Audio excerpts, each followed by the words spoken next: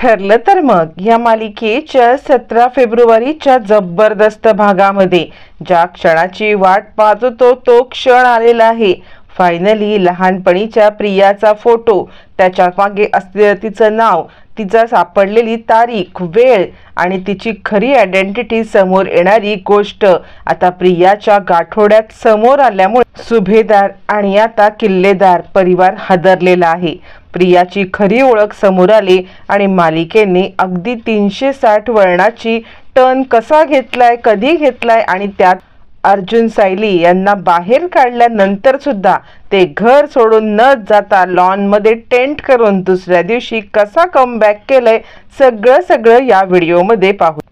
17 फेब्रुवारीच्या भागामध्ये अर्जुन सायलीला घेऊन आता सुभेदारांच्या अन्नपूर्णा बंगल्याच्या इथे येतो आणि या मिसेस सायली, आपल्या घरात तुमचं स्वागत आहे असं म्हणत आता इकडे सायलीला हाताला धरून तो आता घरी घेऊन जात असतो आणि त्याच वेळेला घरातले सगळे मंडळी रस्त्यातच त्याला आडवी येतात आणि अर्जुनला मागच्या सगळ्या आठवणी कशा पद्धतीने मागच्या वेळेला ज्या वेळेला कल्पनाने त्यांना घराबाहेर काढलं होतं, कशा पद्धतीने घरचे सगळे बोलले होते हे सगळं आठवतं आणि इतक्या दिवसानंतर सायलीचा गृहप्रवेश होणार म्हणून अर्जुन एक्साइटेड असतो। पण या सगळ्या एक्साइटमेंटची घरच्या लोकांनी वाट लावायचं ठरवलेलंच असतं। सगळेजण दारातच उभे असतात आणि तरी सुद्धा अर्जुन त्यांच्याकडे इग्नोर करत सायलीला म्हणतो, चला मिसेस सायली, आपल्या घरात तुमचं स्वागत आहे। त्यावरती मग मात्र पूर्णाजी म्हणते, आपलं घर? आत्ता तुला आठवण आली का आपल्या घराची? यावरती अर्जुन म्हणतो, हो, हे माझं घर आहे आणि माझं घर असल्या कारणाने हे माझ्या बायकोचं पण घर आहे, कारण ही माझी बायको आहे। यावरती पूर्णाजी म्हणते, हे बघ, आम्ही हिला या घरची सून मानतच नाही। अर्जुन म्हणतो, तुम्हाला मानावंच लागेल, कारण ही माझी ही बायको आहे ना। यावरती कल्पना सांगते, अर्जुन, तुला आत्ता या घरच्यांची आठवण आली का? ज्या वेळेला घरच्यांनी सांगितलेल्या मुलीला लाथाडून तू हिच्यासोबत लग्न केलंस ना, त्याच वेळेला खऱ्या अर्थाने घरच्यांपासून तू दुरावला गेला होतास। यावरती अस्मिता म्हणते, ए सायली, चल निघ इथून, पुन्हा इकडे येण्याची अजिबात हे करू नकोस, या घरात तुम्हाला दोघांनाही थारा नाही असं म्हणत घरच्या सगळ्यांनी आता इकडे त्या दोघांना प्रवेश नाकारल्यावरती आता मात्र अर्जुन म्हणतो, चला मिसेस सायली, ज्या घरात तुम्हाला प्रवेश दिलेला नाहीये त्या घरात मी सुद्धा थांबणार नाही। इकडे तोपर्यंत घडलेला प्रकार आता महिपत आणि साक्षीला समजलेला असतो आणि त्यावरती इकडे आता सांगत असतो, नागराज, त्या प्रियाने माती खाल्ली, किती वेड्यासारखी करत होती, किती एक्साइटमेंट होती तिला, किती बावरली होती, सगळ्यांच्या लक्षात येईपर्यंत उतावळेपणा करत होती आणि तिला सांगत होतो, तिच्या मागे मी सुरा घेऊन उभा होतो, काहीही झालं तरी सुद्धा तुला हे लग्न करायचंच आहे म्हणून तिच्या मागे सुरा घेऊन असलेला उभा मी, तरी पण तिला काही फरक नाही पडला। म्हणजे बघितलं ना किती नीच पातळीची पोरगी आहे ती, काहीही झालं तरी आता आपल्याला तिला गाठायलाच पाहिजे। यावरती साक्षी म्हणते, हे जर का लग्न झालं असतं ना तर माझी कायमची सुटका झाली असती, मी या सगळ्यामधून कायमची सुटले असते, पण ह्या मूर्ख प्रियाच्यामुळे मला पुन्हा एकदा या सगळ्या प्रकरणामध्ये तो अर्जुन, ते कोर्ट किल्ले हे सगळं करायला लागणार आहे। यावरती मग मात्र नागराज म्हणतो, नाही, तिला आपल्या मुठीत ना घ्यायलाच पाहिजे, नाहीतर काही खरं नाहीये, जास्तच उडत जाईल ती। यावरती महिपत म्हणतो, आत्ताच्या आता तिला फोन लाव आणि इथे हजर व्हायला सांग असं म्हणत प्रियाला फोन लावून बोलवण्याचं या लोकांचं प्लॅनिंग चालू असतं। तोपर्यंत इकडे आता प्रताप सांगत असतो, अर्जुन, आमचं सगळ्यांचं ठरलेलं आहे की या मुलीला या घरामध्ये प्रवेश मिळणार नाहीये असं म्हटल्यावरती मग अर्जुन म्हणतो, ठीक आहे ना, प्रवेश नाही मिळाला तर आम्ही इकडे नाही राहणार, चला मिसेस सायली, आपण इकडून निघूया। सायली मात्र ऐकायला काही तयार नसते, पण अर्जुन सांगतो, काही फरक पडत नाहीये, हे घर नाही तर नाही, आपण दुसऱ्या घरी जाऊन राहूया असं म्हणत तो आता सायलीला घेऊन तिकडून तडक निघतो। घरचे सगळे पाहतच बसतात आणि आता थोडीशी गडबडतात पण तरी पण घरच्यांच्या अंगातला माज काही कमी झालेला नसतो। तेवढ्या वेळात प्रताप आतमध्ये जातो, तावातावात बॅग भरून तो आता अर्जुन आणि सायली यांना घराबाहेर हाकलायला निघतो। सायली आता सांगायला लागते, अर्जुन सर, कुठे जायचंय? अर्जुन म्हणतो, हे काय एकच घर आहे का आपलं? आपण मागच्या वेळेला सुद्धा आता ज्या वेळेला डिवोर्सचा प्रकार झाला होता तेव्हा आपण वेगळं राहण्यासाठी एक ब्लॉक घेतला होता माहितीये ना, तर बाकी सगळं नाटक खोटं असलं तरी सुद्धा तो ब्लॉक खराच आहे. त्या घरी जाऊन राहू, काही हरकत नाहीये. आपण तिकडे जाऊया आणि आपला नवीन संसार थाटूया. यावरती सायली म्हणते, नाही अर्जुन सर, मला 4 भिंतींचं घर नकोय, तर मला या सगळ्यामध्ये ना आपल्या माणसांच्या सोबतचं घर हवं आहे. आणि म्हणून मी कुठेही दुसऱ्या खोलीत येणार नाही. जे काही असेल ना ते मला इथेच राहायचं आहे. असं म्हणत सायली हट्टाला पेटलेली असते. पण सायलीचा हट्ट या मूर्ख लोकांना कुठे कळत असतो. तिचं प्रेम, तिची आपुलकी, तिची माया या सुभेदारांना कळत नसते. त्यांच्या डोळ्यावरती आंधळ्या प्रेमाची प्रियाच्या पट्टी बांधलेली असते. आणि तोपर्यंत हे दोघांचं बोलणं चालू असताना तिकडे प्रताप येतो. थांब अर्जुन, असा मोठ्याने आवाज काढत प्रताप तिकडे येतो आणि हातामध्ये असलेल्या बॅगा दोघांच्या भिरकावतो. आणि हे घ्या तुमच्या दोघांचं सामान. आम्ही सगळ्यांनी मिळून ठरवलंय की तुम्हाला या घरात थारा नाहीये, तर या घरात तुम्हाला थारा असणारच नाहीये. असं म्हणत मात्र आता तो ताबडतोब त्या बॅगा अर्जुनच्या दिशेने भिरकवतो. आणि अर्जुनच्या दिशेने त्या बॅगा भिरकवल्यावरती मग मात्र आता इकडे सायली आणि अर्जुन बघतच बसतात. म्हणजे जे घरचे या सगळ्यामध्ये आपल्याला इतकं प्रेम करायचे, आज त्या घरच्यांनी आपल्याला पूर्णपणे आता इकडे नाकारलेलं आहे. आणि आता प्रताप सांगतो, निघ इथून, या घरात पुन्हा यायची काही गरज नाहीये. अश्विन म्हणतो, डॅडा तुम्ही आत चला, अजिबात हे काही करू नका, यांच्या नादी लागू नका, हे लोक जातील इथून निघून. असं म्हटल्यावरती मग मात्र सगळेजण आतमध्ये यायला लागतात. तोपर्यंत साक्षी सांगायला लागते, असा जिंकलेला डाव मी अजिबात हरणार नाहीये. म्हणजे कोर्टामध्ये मी निर्दोष सिद्ध होण्यासाठी फक्त एक हिअरिंग बाकी होती, पण या प्रियाच्या मूर्खपणामुळे मला हे माझा हरलेला डाव आता अजिबात करायचा नाहीये. काहीही झालं तरी या प्रियाला मी आता काही सोडत नाहीये. असं म्हणत आता मात्र नागराज म्हणतो, हो, हिला वेळीच पायाखाली टेचलं नाही ना आणि आपली हत्यारं दाखवली नाहीत ना, तर ही आपल्या डोक्यावरती बसायला कमी नाही करणार. इकडे तोपर्यंत अर्जुन आणि सायली हे दोघं जण बॅगा घेऊन निघतात. आणि आता सायली म्हणते, सर तरी सुद्धा मला कुठे जायचं नाहीये. अर्जुन म्हणतो, असं काय करताय, आत्ता तर आपल्याला सामान पण मिळाले, चला पुन्हा सामानासाठी या घरात येण्याची काही गरजच नाहीये ना, त्यामुळे आपण आता इथून जाऊया. असं म्हटल्यावरती मग मात्र आता इकडे सायली म्हणते, नाही सर, मी कुठेही इथून येणार नाहीये. अर्जुन म्हणतो, मग आता कुठे जायचं. यावरती सायली म्हणते, आत्ता इथे ज्या ठिकाणी आपण उभे आहोत ना, त्याच ठिकाणी मला आता माझा संसार थाटायचा आहे. असं म्हटल्यावरती मग मात्र आता इकडे अर्जुन म्हणतो, काय इथे. यावरती सायली सांगते, हो, इथे मला टेंट सुद्धा करून जायची वेळ आली ना, तरी सुद्धा मी या सगळ्यामध्ये इथेच राहणार आहे. असं म्हटल्यावरती मग मात्र आता इकडे अर्जुनचा नाईलाज होतो. सायलीच्या मनाप्रमाणेच सगळं करायचं असं अर्जुनने ठरवलेलं असतं. म्हणून आता अर्जुन तिथेच सायलीच्या म्हणण्याप्रमाणेच साड्यांचा टेंट तयार करतो. इकडे प्रियाला ज्या वेळेला साक्षीचा फोन येतो, प्रिया हदरते. अरे बापरे, या लोकांच्या पासून आता कशी वाचू, म्हणजे हे लोक मला जिवंत सोडणारच नाहीयेत. असं म्हणत ती फायनली फोन उचलते. त्यावर महिपत म्हणतो, काय गे प्रिया, आवाज विसरलीस की काय आमचा, एवढी बिझी झालीस की काय, काय तिकडे हनीमून वगैरे चाललाय की काय तुझा. असं म्हटल्यावरती मग मात्र आता इकडे प्रिया म्हणते, नाही, ते मला ना थोडासा खोकला झालाय, तब्येत थोडी बरी नाहीये. यावर महिपत म्हणतो, तब्येत बरी नाही ना, ये इकडे सगळ्याचा इलाज आहे, या सगळ्याचा इलाज करण्यासाठीच तू आता इथे ये लवकर ये, वाट बघतोय तुझी. असं म्हटल्यावरती प्रिया सांगते, हो. यावर महिपत म्हणतो, 0 मिनिटात तिकडे हजर हो, नाहीतर काय तुझी अवस्था होईल ना ते आम्ही बघतो. तुझ्या खोकल्याचा रामबाण इलाज आमच्याकडे आहे. असं म्हणत प्रियाला सगळेजण चांगलेच दटावतात. आणि आता प्रियाला या सगळ्यामध्ये आता ताबडतोब बोलवलं जातं. इकडे तोपर्यंत अर्जुन आणि सायली यांचा टेंट उभा राहिलेला असतो. साड्यांनी टेंट बांधून आता दोघं जण लॉन मध्ये राहण्यासाठीच तयार झालेले असतात. यावरती सायली म्हणते, बघा अर्जुन सर, आपलं घर फायनली तयार झालं. यावरती अर्जुन म्हणतो, आपलं घर, बापरे, हे घर तरी वाटतंय का.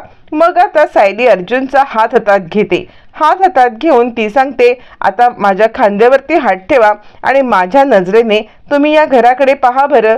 ज्या वेळेला माझ्या नजरेने या घराकडे पाहाल ना, त्यावेळेला खऱ्या अर्थाने तुम्हाला माझ्या दृष्टिकोनातून हे घर आपलंसं वाटेल. अर्जुन म्हणतो, जे घर तुमचं ते माझं, जे तुम्हाला आवडते तेच मला आवडते, तुमच्या सुखासाठी मी काही करू शकतो मिसेस सायली, या टेंटच्या घरात सुद्धा राहू शकतो. असं म्हणत अर्जुन आता या सगळ्यामध्ये सायलीचं मन राखण्यासाठी त्या टेंटमध्ये राहण्यासाठी तयार झालेला असतो. पण त्याच वेळेला अस्मिता दार उघडते आणि पाहते तर काय, अरे बापरे, म्हणजे ह्यांना घराबाहेर काढल्यावरती सुद्धा आता हे लोक टेंट करून जात आहेत. मग आवाज करून करून ती सगळ्यांना बोलवते, मम्मा, डॅडा, पूर्णाजी, या इकडे सगळ्यांनी, बघा अर्जुनने काय तमाशा केलाय तो, लवकरात लवकर या इकडे. असं म्हणत ती पूर्णाजीला, अश्विनला आणि प्रतापला बोलवते. सगळेजण धावत पळत आता तिकडे येतात आणि पाहतात तर काय, अर्जुन आणि सायलीने टेंट बांधलेला आहे. त्यावरती प्रताप म्हणतो, अरे बघ कल्पना, याचं जरा अतिच चाललंय हा, मला ना हा असा प्रकारे इथे थांबलेला अजिबात आवडणार नाहीये. अगं सकाळी लोकांनी बघितलं तमाशे नाही का होतील. यावरती कल्पना म्हणते, आपण आशा करूया की सकाळ होण्याच्या इथे हे लोक इथून निघून जातील, मला पण हा तमाशा अजिबात काही बघवत नाहीये. असं म्हटल्यावरती मग मात्र आता इकडे सगळ्यांनाच धक्का बसलेला असतो आणि आता आश्चर्य पण वाटतं, रात्रीच्या वेळेला काय तमाशे करायचे किंवा या सगळ्यामध्ये याच्यासोबत कुठे लागायचं, आणि होप्स की उद्या सकाळपर्यंत हे निघून जातील. असं म्हणत कल्पना आणि घरचे सगळे तिकडून निघून जातात. इकडे आता अर्जुनने छानपैकी सगळी मांडामांड केलेली असते आणि या सगळ्यामध्ये आता तो त्याचा नवीन संसार एका वेगळ्याच पद्धतीने थाटत असतो आणि घरच्यांना मात्र टेन्शन आलेलं असतं की इतक्या कठीण परिस्थितीत सुद्धा खचून जाण्याच्या ऐवजी हा हे सगळं करतोय. सगळ्यांना जरा जास्तच धक्का बसलेला असतो. हे सगळं चालू असताना अर्जुन आणि सायली खूप निवांत असतात. काहीही झालं तरी सुद्धा या सगळ्यामध्ये आता आपण इथून जायचं नाही म्हणजे नाही यांचं ठरलेलं असतं. फायनली प्रिया तिकडे आलेली असते. प्रिया आल्यावरती साक्षी म्हणते, काय गे, एवढंसं छोटंसं काम सुद्धा तुला जमलं नाही का, म्हणजे तुला या सगळ्यामध्ये अर्जुन सोबत लग्न करायचं, हे इतकं साधं काम जमलं नाही, काय कामाची तरी आहेस का तू. यावरती नागराज म्हणतो, काय बिथरली होती, काय नाटकं करत होती, काय काय करत होती तुला माहिती आहे. अगं त्या मंडपामध्ये वेड्यासारखी करत होती, सगळेजण हसत होते हिला, पण हिला निर्लज्जाला काही पडलेलं नव्हतं आणि या एक्साइटमेंटमध्ये माती करायची ती केलीस ना. अर्जुन सोबत लग्न करून जरी ही इथं आली असते ना तरी हिचं आनंदाने स्वागत केलं असतं, पण ही इथं माती खाऊन आली, काय स्वागत करायचं हिचं. नाही साक्षी, ही आपल्या काही कामाचीच नाहीये. साक्षी सांगते, हे बघे प्रिया, तुला इतकी सिक्युरिटी दिली होती आणि तरी सुद्धा तू माती खाल्लीसच. प्रिया म्हणते, यात माझी काय चुकी, तुम्ही सिक्युरिटी दिली, तुमच्या सिक्युरिटीने त्या सायलीला तिथपर्यंत येण्यापासून जर काय रोखलं नाही ना तर या सगळ्यामध्ये मी काही नाही करू शकत आहे. यावरती आता इकडे महिपत चिडतो आणि तुझा आवाज कमी, माझ्याशी नादी लागायचं नाही, तुला मागेच सांगितलेलं आहे, आमच्याशी पंगा घेतलीत ना तर लाकडं जातील तुझी मसणात. असं म्हणत सगळेजण प्रियावरती चिडलेले असतात. प्रियाला या सगळ्यामध्ये धमक्या देत असतात, पण प्रिया पण तितकीच पोचलेली असते आणि प्रिया सुद्धा या सगळ्यामध्ये त्यांना पुरून उरणार असते. त्यावरती आता इकडे साक्षी सांगत असते, प्रिया, तुला माहिती आहे का, आज जर का तुझं लग्न त्याच्यासोबत झालं असतं ना तर तो कायमचा हे झाला असता, उदास झाला असता आणि पूर्णपणे माझ्या केसकडून त्याचं लक्ष निघून गेलं असतं आणि मग मात्र आपल्याला काहीही करायला लागलं नसतं आणि या सगळ्यामध्ये आता आपणच जिंकलो असतो. पण तुझ्यामुळे, तुझ्या या मूर्खपणाच्या पुणे आता मला हे सगळे दिवस बघायला लागतायत. यावरती प्रिया म्हणते, हे बघा, तुम्ही या सगळ्यामुळे जर का मला या प्लॅनच्या बाहेर काढायचा प्रयत्न करायचा विचार केलात ना तर तो प्रयत्न करू सुद्धा नका, कारण माझ्याकडे असं काही हत्यार आहे ना की या हत्यारामुळे तुम्हाला मी या सगळ्यामध्ये पोचवून टाकेन. यावरती नागराज म्हणतो, कसलं हत्यार आहे तुझ्याकडे, काय चाकू सुरे आहेत की काय. मैपत म्हणतो, बघू तुझं हत्यार. प्रिया म्हणते, माझं हत्यार बघायचंय ना, थांबा तुम्हाला माझं हत्यार दाखवते. असं म्हणत चिडलेली प्रिया या सगळ्यामध्ये मोबाईल काढते आणि त्या मोबाईलमध्ये असलेला तो व्हिडिओ की मी तुम्हा सगळ्यांची माफी मागते, पण मला या सगळ्या प्रकरणामध्ये जर कोणी हे करण्यासाठी भाग पाडलं असेल ना तर ते फक्त आणि फक्त इकडे आता महिपत शिकरे आणि साक्षी शिकरे आहेत. साक्षी शिकरे हिनेच खून केलाय, पण तिने मला या सगळ्यामध्ये मुद्दाम ओढलं आणि मला सांगितलं की हा म्हणजे माझ्या बाजूने साक्ष दे. आता हा व्हिडिओ बघितल्यावरती आत्तापर्यंत प्रिया या सगळ्यांना त्याच व्हिडिओमुळे घाबरवत होती, पण आत्ता हा व्हिडिओ बघितल्यावरती घाबरण्याच्या ऐवजी सगळेजण खो खो खो हसायला लागतात. प्रियाला कळतच नाही की आत्तापर्यंत हा व्हिडिओ त्याचं काम तर करत होता, चांगलेच हे लोक घाबरत होते, मग आता काय झालं, हे घाबरायला का मागत नाहीयेत. आणि त्याच वेळेला नागराज हसायला लागतो, ए प्रिया, तुझं हे जे काही हत्यार आहे ना, या हत्याराची बोथट झाली आहे ना आता, अजिबात काहीही करू नकोस, यापेक्षा भारी हत्यार आमच्याकडे आहे. प्रिया म्हणते, काय तुमच्याकडे आणि माझ्यापेक्षा भारी हत्यार. आता मात्र नागराजने पत्ते खोलायला सुरुवात केलेली असते. इकडे आता सायली आणि अर्जुन या दोघांनी टेंट बांधून आता समोर बसलेले असतात आणि सायली सांगते, आजचा दिवस खूप छान आहे अर्जुन सर.